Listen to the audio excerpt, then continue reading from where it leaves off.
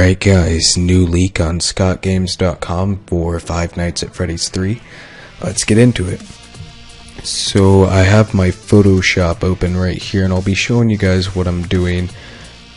Basically what I'm going to do is I'm going to just show you guys the image and then I'll be brightening it up. But the image is titled Guess Who when you download it.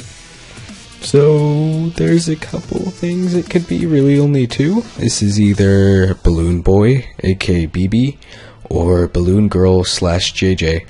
Now I did think of a really interesting theory that happened a while ago, and I'll explain that one real quick. This one has to do with the paper plate doll. So pretty much, the paper plate doll represents JJ.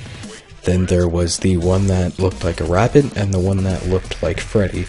Now here's the thing, the one that looked like Freddy would have been Shadow Freddy, and the one that looked like Bonnie would have been Springtrap.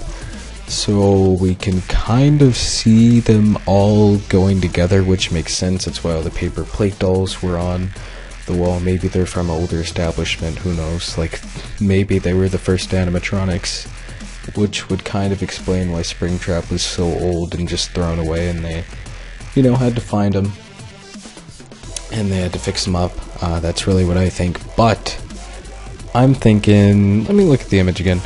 I'm really thinking this is more so JJ.